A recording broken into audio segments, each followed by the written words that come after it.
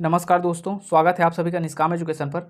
इस वीडियो में हम छत्तीसगढ़ करंट अफेयर जो कि हमारा सितंबर महीने का रहेगा, सितंबर महीने का करंट अफेयर, इसमें जो है हम लोग कुल टोटल 20 से 25 प्रश्नों की चर्चा करेंगे, जो कि आपके सितंबर माह का जो है बहुत ही महत्वपूर्ण प्रश्नों की एक श्रृंखला रहेगी। ठीक है, इससे पहले हम लोग 1 से लेकर के 15 सितंबर तक का भी जो छत्तीसगढ़ करंट अफेयर है उसको हम लोग अपलोड कर दिए हैं। ठीक है, तो उसे भी आप देखिए और इसे भी आप देखिए, तो आपके पास बहुत सारे क्वेश्चनों की एक श्रृंखला हो जाएगी, लिस्ट हो जाएगी।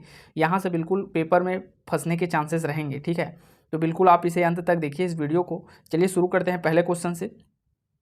पहला क्वेश्चन है, हाल ही में राष्ट्रीय अंतर्राष्ट्रीय पैरा एथलेटिक चैंपियनशिप में स्वर्ण पदक जीतकर किसने छत्तीसगढ़ का नाम ऊंचा किया है? आपके ऑप्शन है ईश्वरी निषाद, अंजुमन शर्मा, रोशनी यादव या उपयुक्त दोनों। किसने जीता है? तो ईश्वरी निषाद। ठीक है, करेक्ट आंसर होगा आपका ईश्वरी निषाद, जिन्होंने जो है अंतर्राष्ट्रीय राष्ट्रीय पैरा एथलेटिक चैंपियनशिप में स्वर्ण पदक जीतकर हमारे छत्तीसगढ़ का नाम रोशन किया है। ठीक है, ऊंचा किया है हमारे छत्तीसगढ़ का नाम। देख लेते हैं ईश्वरी निषाद ये कहाँ की हैं। तो ये जो महिला हैं ये जो है महासमुंद जिले की हैं। ठीक है, हमारे छत्तीसगढ़ के महासमुंद जिले की हैं और ध्यान दीजिएगा ये दृष्टिबाधित है। ठीक है, दृष्टिबाधित लोगों के बीच में एक कॉन्टेस्ट हुआ था जिसमें जो है इन्होंने स्वर्ण पदक जीता है। ठीक है, इन्हें जो है अभी हाल ही में जो होने वाला है 22 अक्टूबर 2023 में होने वाला है, कहाँ, चाइना के होंगशू में आयोजन होने वाला है। ठीक है, पैरा एथलेटिक गेम्स, उसके लिए इसको चयन भी इनको किया गया है। ठीक है, इससे पहले इसने जो है 2 मीटर दौड़ में जो है फर्स्ट रैंक हासिल भी कर चुकी है। ठीक है, और अंतर्राष्ट्रीय लेवल पर 5वां स्थान। ठीक है, 200 मीटर दौड़ में राष्ट्रीय लेवल पर इन्होंने फर्स्ट पदक प्राप्त किया था, वहीं जो है अंतर्राष्ट्रीय लेवल पर 5वें नंबर का क्रम इन्होंने हासिल किया था और स्वर्ण पदक जीत कर तो हमारे छत्तीसगढ़ का नाम रोशन की ही है। ठीक है, तो चलिए बढ़ते हैं अगले क्वेश्चन पर। अगला क्वेश्चन है, मिशन इंद्रधनुष 5.0 के तहत कितने वर्ष के बच्चों का टीकाकरण किया जाना है? तो बिल्कुल आप लोगों को इस मिशन इंद्रधनुष के बारे में पता होगा, ये जो है सभी गाँव में चल रहा है। ठीक है, ऐसे बच्चे जो टीकाकरण से छूट चुके हैं, ठीक है, जो कि टीकाकरण से छूट चुके हैं, और ऐसी महिलाएं जिनको टीका लगाना है, महिला कौन सी महिला? तो गर्भवती महिला, जो गर्भवती महिलाएं हैं जिनको टीका लगवाना है, और ऐसे बच्चे जो टीकाकरण होने से छूट गए हैं उनको ये जो है 5 वर्ष के बच्चों के लिए ये लागू होगा। ठीक है, मिशन इंद्रधनुष 5.0। तो यहाँ से ऐसा भी क्वेश्चन पूछा जा सकता है कि मिशन इंद्रधनुष किससे संबंधित है? तो स्वास्थ्य से संबंधित है, टीकाकरण से संबंधित है। ध्यान दीजिएगा 5 वर्ष के बच्चों का। ठीक है, बढ़ते हैं अगले क्वेश्चन पर। अगला क्वेश्चन है, फिक्की अवार्ड से सम्मानित हुए छत्तीसगढ़ के 3 पुलिस अफसरों में इनमें से कौन सा एक नहीं है? देखिए, हाल ही में हमारे छत्तीसगढ़ के 15 सितंबर को, ठीक है, 15 सितंबर 2023 को क्या किया गया? फिक्की अवार्ड दिया गया। फिक्की अवार्ड क्या है उसको भी जानेंगे, पहले ध्यान दीजिएगा 3 पुलिसकर्मी कौन है। ठीक है, इनमें जो ऑप्शन है उनमें से कौन सा एक पुलिसकर्मी नहीं है पूछा है। तो ऑप्शन को पहले देख लेते हैं। ए में दिया है अभिषेक कुमार, मयंक गुर्जर, पूजा अग्रवाल या दीपक सिंह। तो ये दीपक सिंह इसमें नहीं है। ठीक है, ये दीपक सिंह नहीं है, यही आपका करेक्ट आंसर होगा। बाकी ये जो ऊपर के 3 हैं ए बी सी, ये तीनों जो है इनको फिक्की अवार्ड से सम्मानित किया गया है। अब देख लेते हैं फिक्की अवार्ड क्या है। तो देखिए, फिक्की का जो है फुल फॉर्म होता है फेडरेशन ऑफ इंडियन, ठीक है, federation of Indian chambers of commerce and industries. ठीक है, तो ये जो है फिक्की अवार्ड से सम्मानित इनको किया गया है। इसका फुल फॉर्म FICCI होगा। ठीक है, ये जो है क्यों किया जाता है? तो स्मार्ट पुलिसिंग के क्षेत्र में, ठीक है, पुलिस के क्षेत्रों में कुछ विशेष कार्य करने के लिए, इस फिक्की अवार्ड को सम्मानित किया जाता है। इसी से ही जो है इन तीनों को, छत्तीसगढ़ के इन तीनों व्यक्तियों को, पुलिस कर्मियों को सम्मानित किया गया है। ठीक है, चलिए बढ़ते हैं अगले क्वेश्चन पर। अगला क्वेश्चन है, स्वतंत्रता दिवस के अवसर पर राज्य सरकार द्वारा कितने पुलिस कर्मियों को वीरता पदक सम्मान से सम्मानित किया गया? तो देखिए, स्वतंत्रता दिवस 15 अगस्त की बात कर रहा है। तो 15 अगस्त को जो है हमारे मुख्यमंत्री भूपेश बघेल के द्वारा जो है 24 पुलिस कर्मियों को जो है वीरता पदक से सम्मानित किया गया है। ठीक है, 24 पुलिस कर्मियों को, ध्यान दीजिएगा, इसको याद रखना है आपको, 24 पुलिस कर्मियों को। बढ़ते हैं अगले क्वेश्चन पर। अगला क्वेश्चन है, हाल ही में आयोजित हुआ चक्रधर समारोह कितने नंबर का है? इसका संस्करण कौन सा है? तो इसका क्या 37वां है, 38वां है, 39वां है या 40वां है? तो इसका करेक्ट आंसर हो जाएगा 39वां है। ठीक है, 39वां संस्करण है इस बार का जो चक्रधर समारोह है। इसका डेट कब से कब तक का था? तो 19 से लेकर के 21, ठीक है, 3 दिवसीय 19 से 21 सितंबर 3 दिवसीय जो है आयोजन हुआ है। ठीक है, ये जो है राजा चक्रधर, ठीक है, गणेश चतुर्थी के दिन हुआ। ठीक है, इसको दिन को याद रखिएगा, गणेश चतुर्थी के दिन ही इसका जो है आयोजन शुरू होता है। ठीक है, और राजा चक्रधर जो कि कथक नृतक थे, उन्हीं की याद को चिरस्थायी बनाए रखने के लिए जो है इसका आयोजन किया जाता है। ठीक है, यह कब से प्रारंभ किया गया था? तो 1985 से इसको प्रारंभ किया गया था। इस बार को जो है 39वां है। ठीक है, और किनके द्वारा अगर प्रारंभ किया गया था बोलेगा तो भूपदेव, ठीक है, राजा भूपदेव के द्वारा प्रारंभ किया गया था। ठीक है, तो चलिए आगे बढ़ते हैं। देखिए राजा चक्रधर के बारे में और बहुत सारी चीज़ें हैं जो पेपर में पूछा जाता है, उसको हम लोग स्टैटिक जीके के रूप में कंप्लीट करेंगे। ठीक है, चलिए बढ़ते हैं अगले क्वेश्चन पर। अगला क्वेश्चन है, हाल ही में छत्तीसगढ़ उच्च न्यायालय के स्थायी जज के रूप में किन्हें नियुक्त किया गया है? तो देखिए छत्तीसगढ़ उच्च न्यायालय के स्थायी जज के रूप में किन्हें नियुक्त किया गया है बताना है। आपके ऑप्शन है प्रशांत कुमार, दीपक कुमार, देवधर त्रिपाठी या विनायक कुमार। तो आपका करेक्ट आंसर हो जाएगा यहाँ पर दीपक कुमार। ठीक है, न्यायमूर्ति दीपक कुमार को जो है क्या किया गया है? तो छत्तीसगढ़ उच्च न्यायालय के स्थायी जज के रूप में नियुक्त किया गया है। चलिए बढ़ते हैं अगले क्वेश्चन पर। अगला क्वेश्चन है, इनमें से कौन छत्तीसगढ़ के 2 नए पुलिस रेंज बने हैं? देखिए ये बहुत ही चर्चे में था जो छत्तीसगढ़ का पुलिस रेंज बनाया गया है। ठीक है, तो क्या राजनांदगांव एवं सारंगढ़ हैं, खैरागढ़ एवं रायगढ़ हैं, पाटन एवं पेंड्रा है, या राजनांदगांव या राजनांदगांव और रायगढ़ हैं? तो ये चौथा ऑप्शन जो है आपका करेक्ट हो जाएगा। राजनांदगांव एवं रायगढ़ जो है आपका नया 2 पुलिस रेंज इसको बनाया गया है। बढ़ते हैं अगले क्वेश्चन पर। अगला क्वेश्चन है, हाल ही में कामधेनु विश्वविद्यालय के नए कुलपति के रूप में किन्हें नियुक्त किया गया है? तो देखिए कामधेनु विश्वविद्यालय आप सभी को पता होगा। ठीक है, कहाँ है ये? दुर्ग में कामधेनु विश्वविद्यालय। ठीक है, इसको जो है वासुदेव चंद्राकर के नाम से भी जाना जाता है, वासुदेव चंद्राकर विश्वविद्यालय के नाम से जाना जाता है। इसका ऑप्शन में दिया है doctor Ram Ranvijay Singh, doctor Prabhakar Singh, doctor Vishnu Prasad Pandey ji या इनमें से कोई नहीं। तो इसका करेक्ट आंसर क्या हो जाएगा? किन्हें कामधेनु विश्वविद्यालय के नए कुलपति बनाया गया है?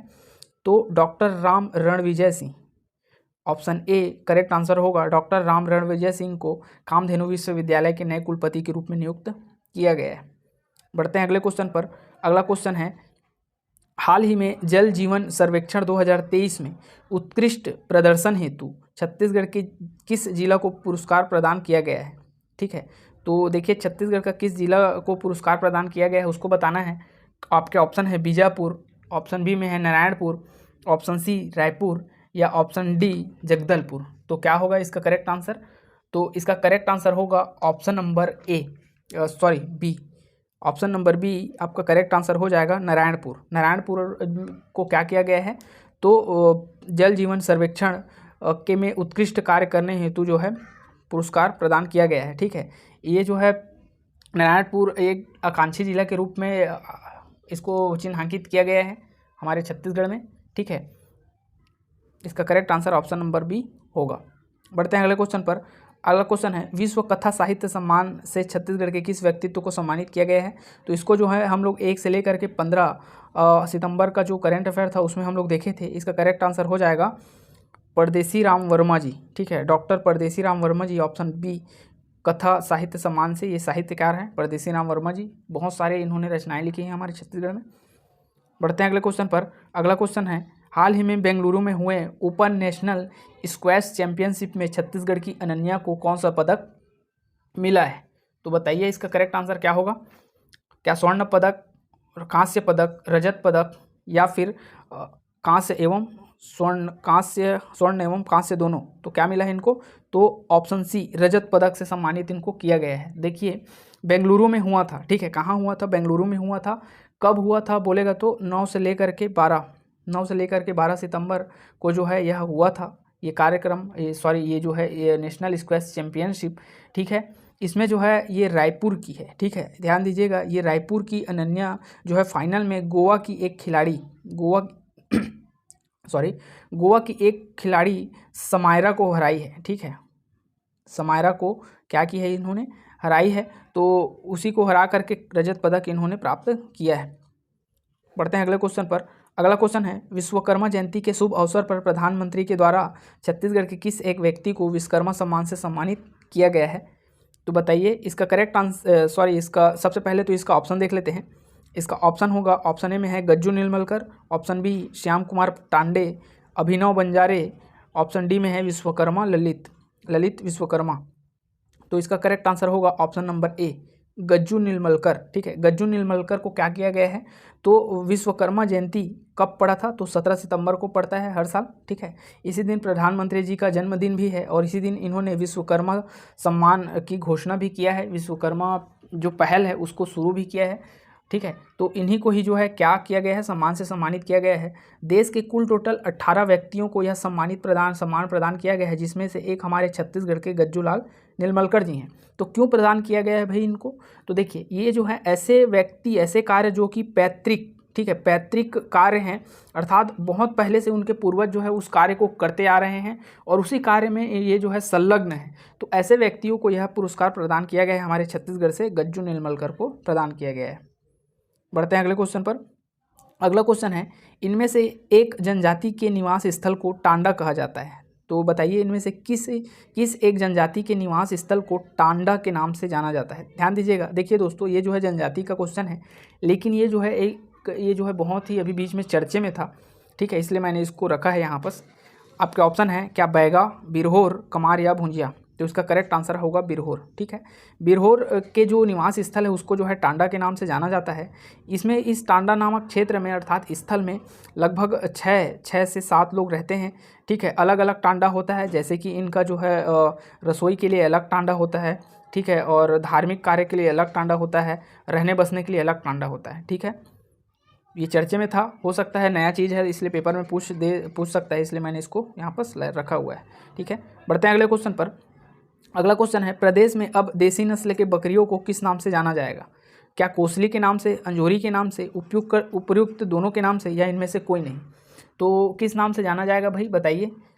तो इसका करेक्ट आंसर हो जाएगा अंजोरी के नाम से। ऑप्शन नंबर बी जो है करेक्ट आंसर हो जाएगा। अंजोरी के नाम से जो है अब बकरी को जाना जाएगा, जो देसी नस्ल की बकरी है उनको। ये जो है कोसली जो है गाय को जाना जाता है। हमारे छत्तीसगढ़ की जो देसी नस्ल की गाय हैं उनको कोसली के नाम से जाना जाता है। अब बकरी लोगों को अंजोरी के नाम से जाना जाएगा। ठीक है, क्यों जाना जाएगा? तो देखिए ये जो है विशिष्ट पहचान दिलाने के लिए, हमारे छत्तीसगढ़ की बकरियों को एक विशिष्ट पहचान दिलाने के लिए जो है ऐसा पहल शुरू किया गया है। ठीक है, ये जो है वेटनरी, ठीक है, वेटनरी कॉलेज कहाँ है? तो अंजोरा दुर्ग में है। ठीक है, अंजोरा में है।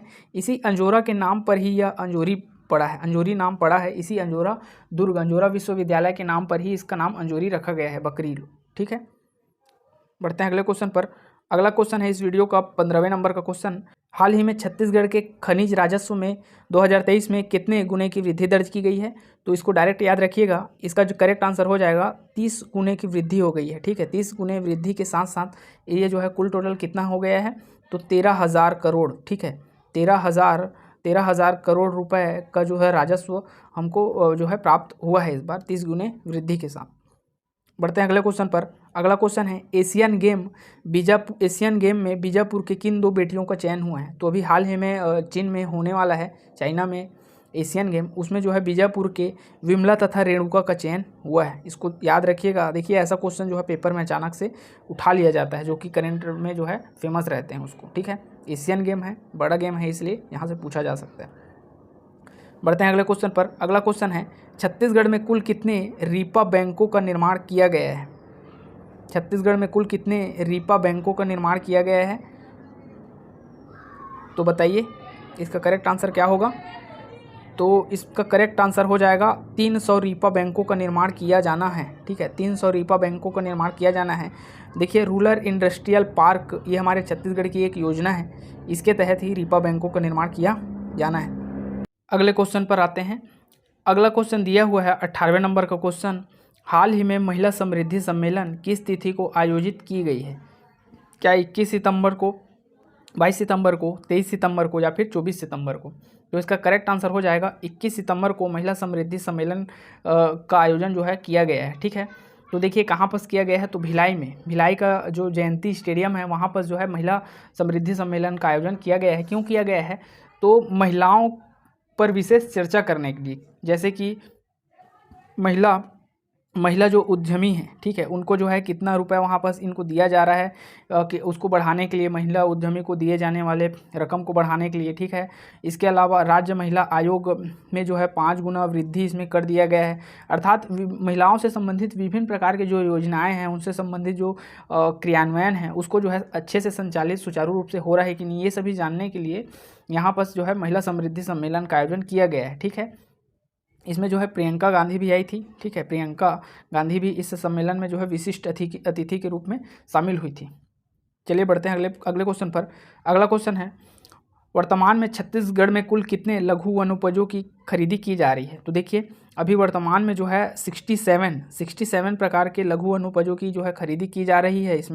इसको याद रखिएगा, पहले 65 था, अब 2 बढ़ करके 67 हो गया है, 67 हो गया है। यहाँ पर दिया है 73, तो 73 क्या है, तो देश का मान लो 100% लघु वनोपजों में जो है 73% तो हमारे छत्तीसगढ़ से हो रहा है, ठीक है, लघु वनोपज। और इस 73% में ये 67 जो है प्रमुख है, ठीक है। एमएसपी में जो है इसका जो है खरीदारी भी किया जा रहा है इस 67 लघु वनोपजों का। बढ़ते हैं अगले क्वेश्चन पर। अगला क्वेश्चन है, मृतक संस्कार के दौरान चिटकुली वाद्य यंत्र किस क्षेत्र में मुख्य रूप से बजाया जाता है। तो देखिए ये भी जो है, ये आर्टिकल भी जो है अभी हाल ही में फेमस में था, ठीक है, इसलिए मैंने जो है इसको भी रख लिया है। तुम देखिए ध्यान दीजिएगा ना, उसमें क्वेश्चन को आप उसको ध्यान दीजिए। ये जो है करेंट अफेयर का नहीं है, लेकिन स्टैटिक जीके में पूछा जा सकता है। ऐसे ही नए क्वेश्चन जो है कहीं से भी आ जाते हैं जो चर्चे में रहते हैं। मृतक संस्कार के दौरान चिटकुली वाद्य यंत्र किस क्षेत्र में मुख्य रूप से बजाया जाता है। तो ध्यान दीजिएगा, उत्तर बस्तर के द्वारा, ठीक है। उत्तर बस्तर को क्या कहते हैं, कांकेर का जो है भानु प्रतापपुर और अंतागढ़ क्षेत्र में जो है इस चिटकुली वाद्य यंत्र को मुख्य रूप से बजाया जाता है। चिटकुली वाद्य यंत्र कुछ नहीं है, ऐसा बांस टाइप का रहता है, ठीक है। रात्रि में भोजन के बाद इस वाद्य यंत्र को चालू करते हैं और मृतक संस्कार शोक के लिए इसको बजाया जाता है। ऊपर में ऐसे कुछ लगा रहता है, यहाँ पर चिटकुली वाद्य यंत्र, नीचे में तार द्वारा इसको बजाया जाता है, ठीक है। तो एक प्रकार से शोक व्यक्त करने के लिए इस वाद्य यंत्र को बजाया जाता है। पुराने समय में ये जो है राजाओं का बखान करने के लिए, ठीक है, राजाओं का गुणगान करने के लिए, जैसे कि हमारे छत्तीसगढ़ में कांकेर से जो राजा रहे हैं, जैसे सोमवंश, चंद्रवंश, गढ़वाल वंश, ऐसे तो उनकी प्रशंसा के लिए ऐसा जो है इस चुटकुली वाद्य यंत्र का प्रयोग किया जाता था। अभी जो है मृतक संस्कार में इसका प्रयोग किया जा रहा है। बढ़ते हैं अगले क्वेश्चन पर। अगला क्वेश्चन है, राम वनगमन के दूसरे चरण में कितने जिलों और स्थलों को शामिल किया गया है। तो देखिए पहले चरण में जो है 9 और बाद में 1 को और जोड़ करके 10 स्थल कर दिया गया था। अंतिम में सुकमा का रामाराम को जोड़ के ये जो है इसका स्थल जो है कंप्लीट हो चुका है निर्माण कार्य। इसके बाद जो है 16 जिलों को और शामिल किया गया है, उसमें से 43 स्थल को इसमें से शामिल किया गया है, 16 जिलों के 43 स्थल को, ठीक है। देखिए कुल टोटल जो है 2260 किलोमीटर का यहाँ पर किया जाना है, ठीक है, राम वनगमन पथ के दौरान, ठीक है। एक यहाँ पर से एक क्वेश्चन पूछता है कि राम वनगमन किसने लिखा है, अर्थात राम वनगमन नामक रचना किसने लिखा है। तो मन्नू लाल यदू लिखा, ठीक है, मन्नू लाल यदू ने लिखा है इसका। बढ़ते हैं अगले क्वेश्चन पर। अगला क्वेश्चन है, छत्तीसगढ़ में सोना उगलने वाली नदी कौन सी है। तो देखिए ये भी हाल ही में चर्चे में था। आप सभी को पता होगा हमारे छत्तीसगढ़ की जो सबरी नदी है, उसके बाद नैनी नदी है, ऊपर में बहती हुई नदी, कौन सी नदी ऊपर में बहती है, तो चोरनई नदी, ये सभी में जो है क्या मुख्य रूप से सोने के कण पाए जाते हैं, ठीक है। इधर आमनेर नदी खैरागढ़ में, तो उसी प्रकार ये जो है हमारे छत्तीसगढ़ में कोटरी नदी जो कि हमारे कांकेर में बहती है, कांकेर जिला में, और इसी कोटरी नदी की 2 सहायक नदी, एक का नाम है भुस्की नदी और एक का नाम है पतकसा नदी। इन दोनों के द्वारा जो है इन दोनों में भी सोने के कण पाए जाते हैं। ये भी चर्चा में था हाल ही में, इसीलिए मैंने इसको यहाँ पर रखा है। ध्यान दीजिएगा, ये कोटरी नदी का उद्गम जो है पानाबरस की पहाड़ी से होता है और कोयली बेड़ा के पास यह गोदावरी नदी में मिल जाता है, ठीक है। वहीं इसकी 2 सहायक नदी, एक नदी जो है भुस्की नदी, ये जो है दुर्ग कोंदल कांकेर जिला से उद्गम होता है और 5 किलोमीटर बाद जो है पतकसा नदी में मिल जाता है। अर्थात ये कोटरी नदी आ रही है तो इसमें जो है पतकसा नदी मिलती है और इसमें जो है भुस्की नदी पतकसा में मिल जाती है। तो ये पतकसा नदी का उद्गम कहाँ से होता है, तो पतकसा नदी का उद्गम जो है कांकेर जिला के हाहालद्दी मेटा बोदली आप लोगों ने सुना होगा, कांकेर में है, वहीं से निकलती है और 16 किलोमीटर बहने के बाद यह जो है कोटरी नदी में मिल जाती है, ठीक है। तो भुस्की नदी पतकसा में मिलती है, ठीक है, पतकसा नदी कोटरी में मिलती है और ये कोटरी जो है गोदावरी में जा कर के मिल जाती है। इन तीनों नदी के बारे में आप जानिए। अगले क्वेश्चन पर आते हैं। इस वीडियो का अंतिम क्वेश्चन है ये, पिंक स्टेडियम का निर्माण प्रदेश के किस जिले में किया जा रहा है? तो देखिए पिंक स्टेडियम का निर्माण जो है बिलासपुर जिला में किया जा रहा है। ठीक है, हमारे छत्तीसगढ़ की न्यायधानी के रूप में जाना जाता है बिलासपुर, यहीं पर जो है पिंक स्टेडियम किया जा रहा है। और क्यों किया जा रहा है इसको जानिए। तो देखिए इसमें जो है पिंक स्टेडियम का निर्माण क्यों किया जा रहा है, तो स्पेशली ये जो है महिलाओं के लिए, ठीक है, महिलाओं के खेल कूद के लिए यहाँ पर जो है इनको जिम की सुविधा भी यहाँ पर प्रदान की जाएगी। ठीक है, तो ऐसे बहुत सारे पहल जो कि महिलाओं से संबंधित है उसको जो है संचालित करने के लिए जो है पिंक स्टेडियम का निर्माण हमारे छत्तीसगढ़ के बिलासपुर जिले में किया जा रहा है। ठीक है, तो इस प्रकार आपके जो 23 क्वेश्चन जो कि बहुत ही महत्वपूर्ण है वो यहाँ पर कंप्लीट हो जाते हैं। वीडियो के अंत तक बने रहने के लिए बहुत बहुत धन्यवाद। देखिए ये जो है 23 क्वेश्चन है जिसमें से 20 जो है महत्वपूर्ण करेंट अफेयर था, बाकी 3 तो स्टैटिक जी के था। और इसके अलावा 20 के अलावा उसमें 1 से लेकर के 15 सितंबर जो करेंट अफेयर अपलोड किया गया था उसमें भी जो है 15 कंटेंट को रखा गया था, और ये 15 और 20 मिल करके हो गए हैं 35। ठीक है, तो कुल टोटल 35 क्वेश्चन को आप बिल्कुल पढ़िए, आपके पेपर के लिए बिल्कुल ये हेल्पफुल होने वाला है। ठीक है, चलिए मिलते हैं अपने अगले वीडियो में।